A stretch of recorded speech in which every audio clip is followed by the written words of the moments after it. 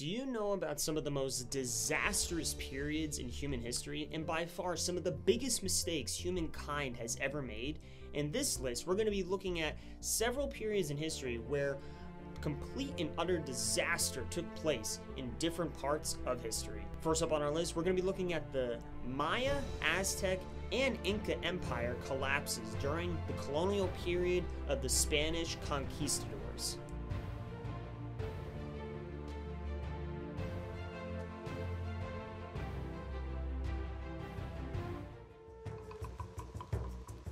Before the Spanish arrived on the American shores, the Mayan Empire had been around for more than 3,500 years. During its classic period, the Mayan dynasty was founded in 426 by HtA&x. The new king had strong ties with Central Patan and Teotihuacan. It was during the classic period that the Mayans flourished. Much like in ancient Greece, the Mayan civilization was a set of city-states. Over time, different city-states emerged, controlling the area around the city. There were alliances and wars, but all traded with each other and shared a common culture. To the northwest of the Mayans, in present-day central Mexico, Montezuma founded the Aztec Empire in 1440, born of the alliance of Tenochtitlan, Texcoco, and Tlacopan. Over time, as the empire expanded, Tenochtitlan dominated the alliance and became the capital of the empire. The center of the Aztec civilization was in the Valley of Mexico, a huge high-elevation basin in the Sierra Madre Mountains. This valley had a mild climate that was good for agriculture, and an abundance of natural resources. In the mountains of present-day Peru, around 1100 AD, the Incas rose and established their capital Cusco. In 1438, the Inca expanded under the ruler Pachacuti, whose son, Tupac Inca, continued the expansion mainly north and south, conquering many different people, including the powerful Chimu. But across the Atlantic, an expedition was about to take place that would change the course of history. After being denied by the English, French, and Italians, Christopher Columbus would ask the Queen of Spain for assistance in exploring an alternative trade route to India. However, Columbus would not find India, but instead would stumble upon the New World. He traveled primarily to the Caribbean, including the Bahamas, Cuba, Santo Domingo, and Jamaica. It was here where he would meet the native peoples.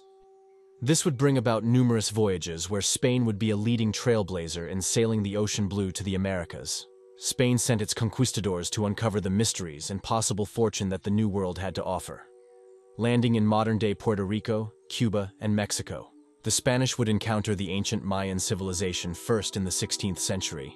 Wars and destruction followed the steps of the Spanish, who gradually destroyed the ancient civilizations. Nevertheless, by the time the Spanish arrived, the large Mayan cities were already empty, and the once great civilization was no more. This was likely due to climate change and overpopulation. These are accepted today as possible explanations which made the people leave the large cities. The Spanish were not done there, though. In 1519, Spanish conquistador Hernán Cortés arrived in Mexico. The Aztecs treated him as an honored guest, but Cortés took Montezuma as a prisoner, having been more technologically advanced than the Aztecs. It wasn't a fair fight. Cortés was driven from the city, but Montezuma was killed. Cortés's motives are highly debated to this day as to why he attacked the Aztecs. Main reasons are likely the pursuit of wealth, to spread Christianity, and the desire for glory and power. By far the deadliest weapon to the indigenous people was not gunpowder or swords, but the deadly smallpox virus. And by 1521 the Spanish had conquered the Aztecs. They tore down much of the city of Tenochtitlan and built their own city, which would be called Mexico City. The mighty Aztec and Mayan empires were no more. In a few years' time, the empires would dissipate and be completely wiped off the map. What once stood as great nations with primitive architecture and culture had now succumbed to the mighty Spanish Empire that would go on to colonize and rapidly grow its new colonial state. The Spanish would gradually move south and begin their next move towards the Inca Empire. The Spanish saw the whole of South America as a prosperous domain to greatly benefit the extension and growth of the empire. Much like the rest of the American expeditions, the Spanish were unaware if there were other large empires and civilizations that they would stumbled upon, and there was only one way to find out. The expedition to South America was led by Francisco Pizarro. Voyaging from modern-day Panama down the coast of South America, Pizarro landed in modern-day Peru in 1532, where he stumbled upon the Inca Empire.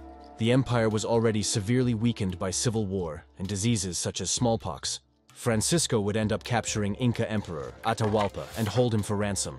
In the coming years, Atahualpa would be executed, and Pizarro would found the city of Lima, installing his own puppet government for the Incas. Unfortunately for Francisco, this government would end up turning on him, and he would be killed in 1541, prompting the rest of the Spanish stronghold in South America to execute the last of the Inca emperors. This would mark the end of the vast Inca Empire. The Spanish now had unrestricted access to the Americas and began to establish their colonial empires. The Inca Empire, being the largest ancient empire in the Americas, had now officially fallen after ruling for about 100 years. The Incas spent years conquering their neighbors, but would collapse in a fraction of the time it took for the Spanish to wipe the empire off the map. The Spanish would continue to send settlers and conquistadors to the Americas to begin building up their colonial positions, extracting resources and untapped riches that lied within the lands. This forced much of the native peoples to assimilate, flee, or die in the process.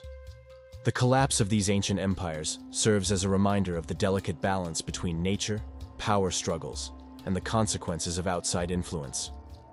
Their rich cultures and achievements are a testament to the ingenuity of humankind. The Spanish established large colonies across the Americas, creating entities like New Spain that stretched from regions in Texas and Mexico all the way down to Panama, as well as the Viceroyalty of Peru, encompassing most of the western half of South America. The Spaniards exploded as a global superpower during this time and grew in economic dominance, military hegemony, and cultural expansion. The Old World had vanished off the map, making way for the next chapter of history, where many of the ancient civilizations of America are now a footnote from the past. Thank you for joining us on this exploration of history. We hope you found this glimpse into the unraveling of the Maya, Aztec, and Inca empires enlightening. Next up on our list, we're going to be looking at another disastrous and by far one of the biggest mistakes in human history. This would be none other than the infamous Crusades. The Crusades were military expeditions beginning in the late 11th century, organized by Western European Christians in response to centuries of Muslim wars of expansion. Their objectives were to check the spread of Islam, to retake control of the Holy Land in the Eastern Mediterranean, to conquer pagan areas, and to recapture former Christian territories. By the end of the 11th century, Western Europe had emerged as a significant power in its own right, though it still lagged behind other Mediterranean civilizations, such as the Byzantine Empire and the Islamic empires of the Middle East and North Africa. But in 1095, the Byzantines sent envoys to Pope Urban II, asking for troops to help confront the Seljuk threat. At the Council of Clermont in southern France, the Pope called on Western Christians to take up arms to aid the Byzantines. This marked the beginning of the Crusades. Ordinary men from lower classes were conscripted to fight in the Holy War, being told that this would bring them fortune, glory, and absolve them of all their sins that had been committed. The English, French, and the Holy Roman Empire pooled their troops together to send them all on the treacherous journey down to the Holy Land. The First Crusade was underway. 4 armies of crusaders were formed from troops of different Western European regions, led by Raymond of Saint-Gilles, Godfrey of Bouillon, Hugh of Vermandois, and Bohemond of Taranto. These groups departed for Byzantium in August 1096. Despite deteriorating relations between the Crusaders and Byzantine leaders, the combined force continued its march through Anatolia, capturing the great Syrian city of Antioch in June 1098. After various internal struggles over control of Antioch, the Crusaders began their march toward Jerusalem, then occupied by Egyptian Fatimids. Encamping before Jerusalem in June 1099, the Christians forced the besieged city's governor to surrender by mid-July.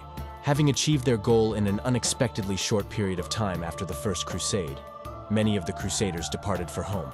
To govern the conquered territory, those who remained established 4 large Western settlements, or Crusader states, in Jerusalem, Edessa, Antioch, and Tripoli.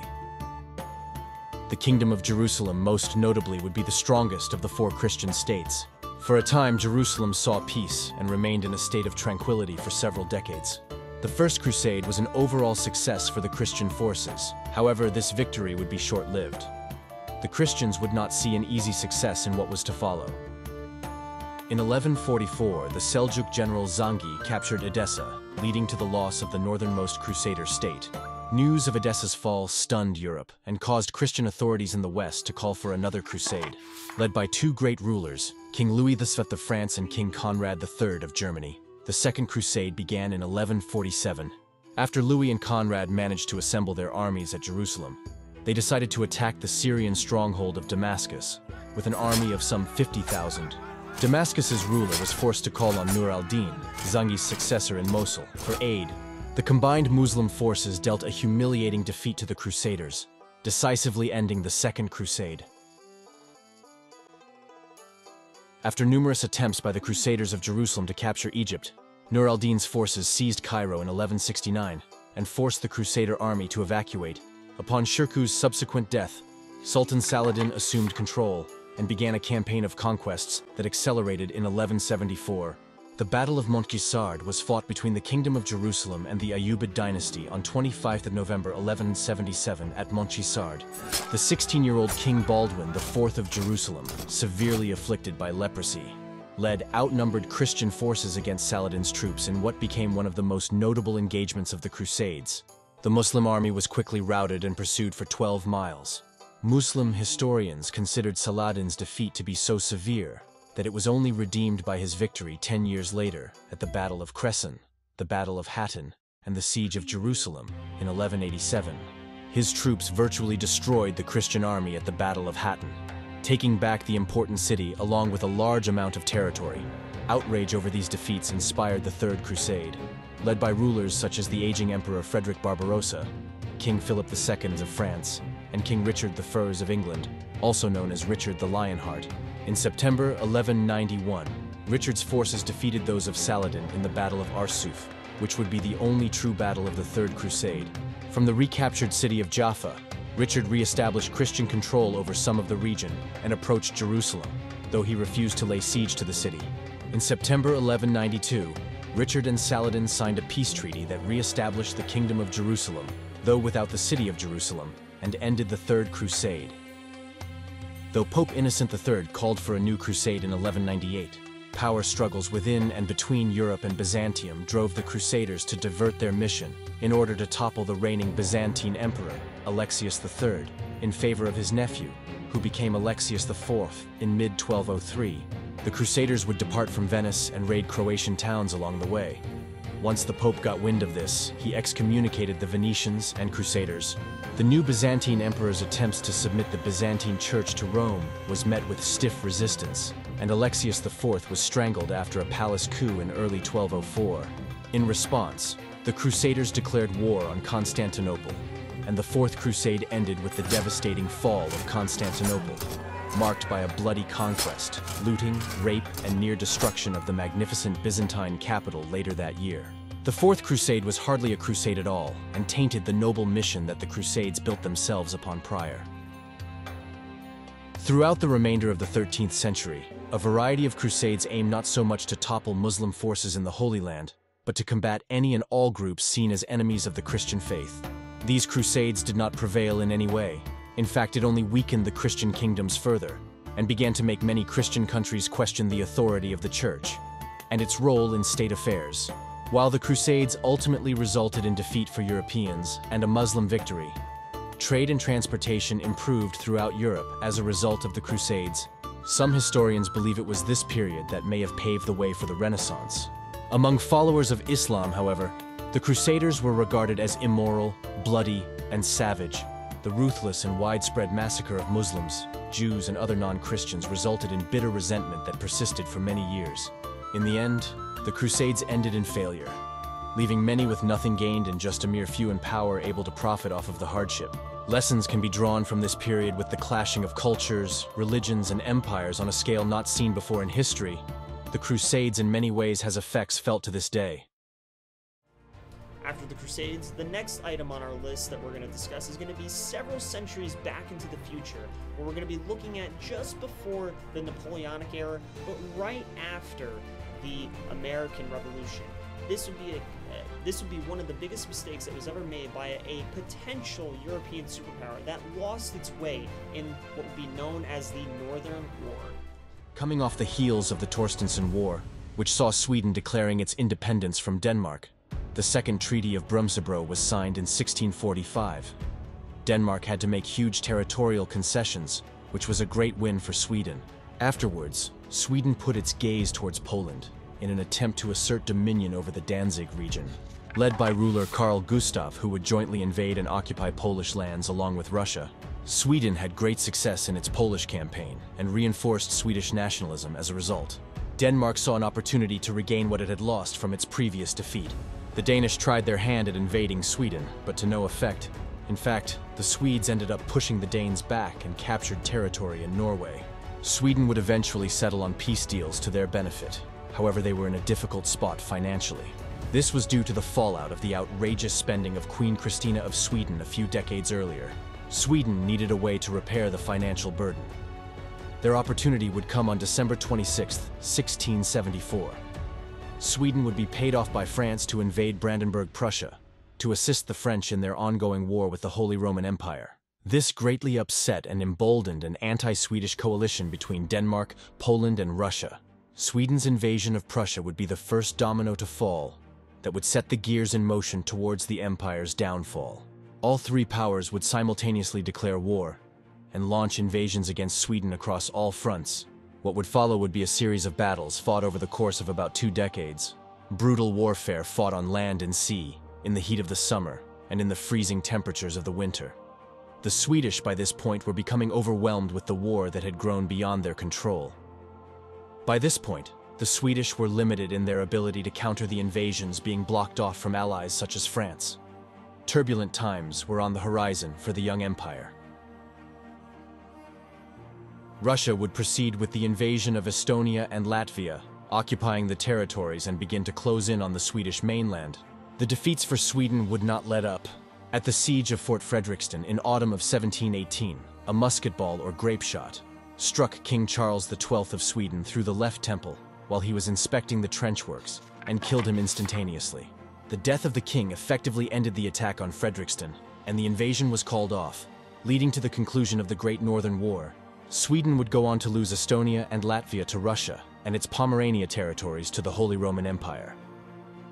The Swedes would not be able to fully recover from the aftermath of the Great Northern War. Their military power began to decline in the Baltic decade after decade, losing its influence within the region. Russia took full advantage of this almost a century later in 1809 in another war with Sweden, where they would occupy and annex Finland territory, creating the Grand Duchy of Finland under Russian rule.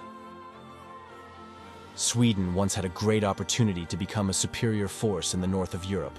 The nation as it stands today is a shell of its former self. The country spent many centuries in and out of wars, dealing with internal instability due to the 30 Years' War with Protestants clashing against Catholics across Europe for decades. Sweden in many ways was a victim of its own doing. Instead of keeping domestic politics and stability in check within its borders, it sought to overextend its geopolitical capabilities and ended up being the main component in the empire's unraveling. The Great Northern War marked a turning point in European history, reshaping the balance of power in the region, bringing Russia's power and influence to a whole new level. The Swedish Empire, once a force to be reckoned with, had fallen. Last item on our list, we're going to be discussing a more modern catastrophe that is still to this day having ripple effects and is still very much a problem and a big mistake in our modern day society. This is going to discuss the great nuclear meltdown that happened at none other than Chernobyl.